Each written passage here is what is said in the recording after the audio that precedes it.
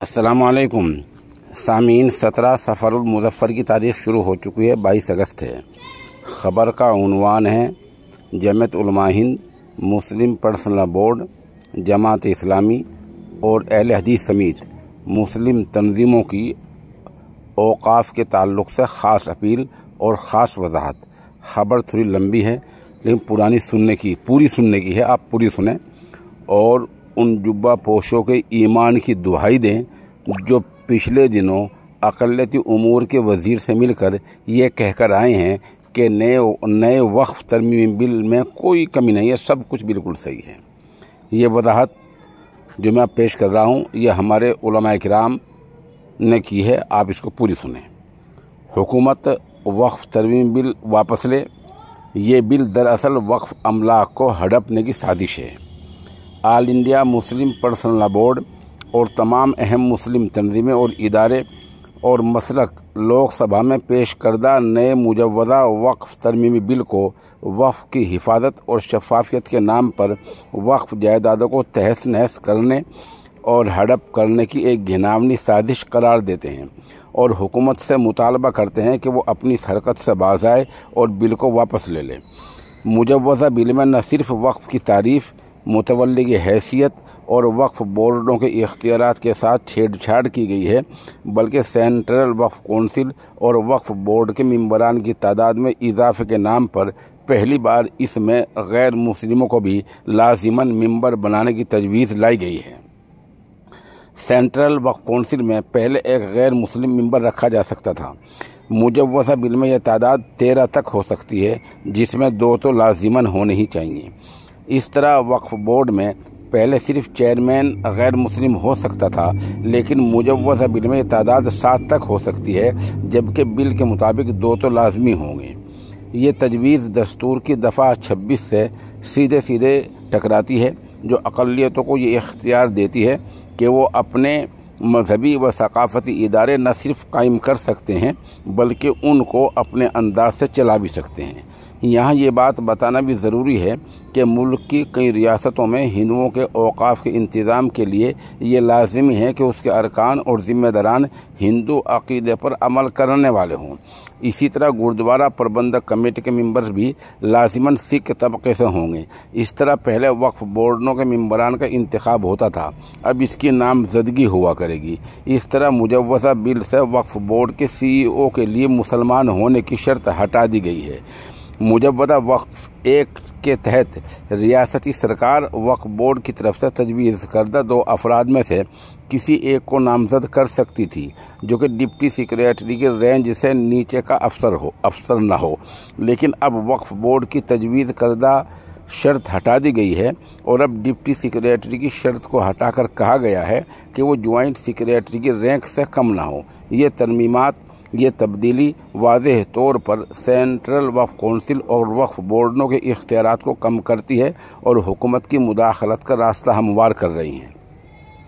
मुजव्वज़ा तरमीमी bill वक्फ़ अमलाक पर हुकूमती कब्ज़े का रास्ता भी हमवार करता है और अगर किसी जायदाद पर हुकूमत का कब्ज़ा है तो उसका फ़ैसला करने का पूरे इख्तियार भी कलेक्टर के हवाले कर दिया गया है।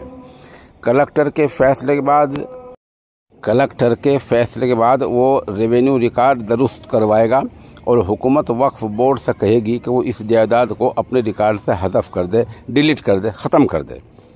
इसी तरह अगर वक्फ़ अमलाक पर कोई झगड़ा है तो उसको तय करने का इख्तियार भी वक्फ़ बोर्ड के ज़िम्मे था, जो वक्फ़ ट्रिब्यूनल के ज़रिए उसे तय कराता था। अब वक्फ़ ट्रिब्यूनल का ये इख्तियार भी मुजव्वज़ा बिल में कलेक्टर के हवाला कर दिया गया है। मौजूदा वक्फ़ एक्ट में किसी भी झगड़े को 1 साल के अंदर वक्फ़ ट्रिब्यूनल के अंदर लाना ज़रूरी था, इसके बाद कोई झगड़ा सुना नहीं जाएगा। अब ये शर्त भी हटा दी गई है। मुजव्वज़ा बिल ने कलेक्टर और सरकारी इंतज़ामिया को मनमानी इख्तियारात दे दिए हैं। आज जबकि कलेक्टर के हुक्म से मुसलमानों की ज़मीनों पर बुलडोज़र चलाए जा रहे हैं, तो फिर वक्फ़ अमलाक के सिलसिले में उनके रवैये पर कैसे एतबार और भरोसा किया जा सकता है। मुजव्वज़ा बिल में वक्फ़ एक्ट 1995 के सेक्शन 40 को मनमाने ढंग से पूरी तरह हटा दिया गया है, हज़फ कर दिया गया है। ये सेक्शन वक्फ़ बोर्ड का दायरा, हुदूद और इख्तियारात तय करती है, जिसके तहत वक्फ़ रजिस्ट्रेशन, वक्फ़ अमलाक की हैसियत वगैरह तय की जाती है। अब ये तमाम इख्तियारात कलेक्टर को दे दिए गए हैं। इस तरह वक्फ बोर्ड का इख्तियार ख़त्म कर दिया गया है। मुजव्वज़ा बिल में ये जिम्मेदारी भी कलेक्टर को दे दी गई है। इस बिल से बहैसियत इस्तेमाल वक्फ को हटा दिया गया है। इस्लामी कानून औकाफ में इसका एक अहम मकाम है, जिसे वक्फ एक्ट 1995 में भी अहमियत दी गई है, जिसमें कहा गया है कि लंबे अरसे तक बहैसियत वक्फ इस्तेमाल की जगह मस्जिद, दरगाह या कब्रिस्तान भी वक्फ तस्लीम की जाएगी, चाहे वो वक्फ की हैसियत से रजिस्टर्ड ना हो। इसे हटाना न सिर्फ उसूल वक्फ की खिलाफ वर्जी होगी, बल्कि ये फ़िरका परस्त अनासिर को वक्फ अमलाक पर कब्ज़ा करने का एक हथियार मिल जाएगा। इस तरह ऐसी मसाजिद, मदरसे, दरगाहें और कब्रिस्तान चाहे वो सदियों से इस्तेमाल में रहे हों, लेकिन मुल्क के रेवेन्यू रिकॉर्ड में अगर उनका इंदिराज ना हो तो उन पर मुकदमा, झगड़ा और गैर कानूनी कब्ज़ों का रास्ता साफ़ हो जाएगा। मुजव्वज़ा बिल में वाकिफ़ के लिए एक मज़हका खेद शर्त लगाई गई है कि वो कम अज़ कम गुज़िश्ता 5 साल से इस्लाम पर अमल कर रहा हो। ये तजवीज़ बुनियादी अखलाकियात और दस्तूर हिंद के रूह के भी ख़िलाफ़ है, जबकि मौजूदा एक्ट में कहा गया है कि किसी शख्स की जानिब से किसी भी मनक़ूला या गैर मनक़ूला जायदाद को मुस्तकिल तौर पर नज़र कर देना किसी ऐसे मकसद के लिए जो मुस्लिम कानून के तहत दीनी या खैराती अमल तस्लीम किया गया हो। फिर ये सवाल भी पैदा होता है कि कौन शख्स इस्लाम पर अमल पैरा है या नहीं, इसकी सनद कौन देगा। जहाँ एक तरफ मुजव्वज़ा बिल में गैर मुस्लिमों को मेंबर बनाने की तजवीज़ है, वहीं ये बिल गैर मुस्लिमों के ज़रिए अपनी किसी जायदाद को वक्फ करने पर पाबंदी लगाता है। यहाँ ये वाज़ेह कर देना ज़रूरी है कि वक्फ अमलाक हुकूमत की अमलाक नहीं हैं, बल्कि ये मुसलमानों की अपनी ज़ाती अमलाक हैं, जो उन्होंने मजहबी और खैराती कामों के लिए अल्लाह ताला को पेश की हैं। वक्फ बोर्ड और मुतवल्लियों का रोल उन्हें सिर्फ रेगुलेट करने का है। All India Muslim personal board, Jamiat Ulama Hind, Jamaat Islami Hind, मरकज़ी जमीयत अहले हदीस और तमाम दीनी और मिली तंजीमें इस बिल को, जो वक्फ अमलाक को तबाह और बर्बाद करने और उन पर कब्ज़ों की राह हमवार करने के लिए लाया गया है, पूरे तौर पर मुस्तरद करते हैं और हुकूमत से मुतालबा करते हैं कि वो इसे फौरी तौर पर वापस ले। हम NDA में शामिल सेकुलर सियासी पार्टियों और हिज़्ब इख्तिलाफ की तमाम पार्टियों से भी मुतालबा करते हैं कि वो इस बिल को हरगिज़ भी पार्लियामेंट से मंजूर न होने दें। हम ये भी वाज़ेह कर देना चाहते हैं कि अगर वक्फ अमलाक को तबाह करने वाला और वक्फ अमलाक के कब्ज़ों की राह हमवार करने वाला ये बिल पार्लियामेंट में पेश किया गया तो बोर्ड मुसलमानों, दूसरी अक़लियतों और तमाम इंसाफ पसंद लोगों के साथ इसके ख़िलाफ़ मुल्क गिर तहरीक चलाएगा।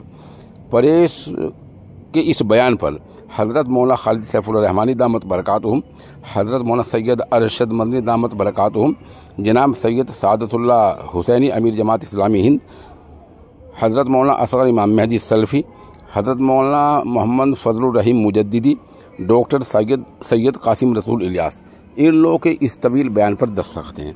आप इससे अंदाज़ा लगा सकते हैं कि सरकार मुसलमानों के औकाफ को किस तरह हड़प करना चाहती है। इसलिए इस बिल की मुल्क के हर गोशे में, हर कोने में मुखालफत होनी लाजमी है।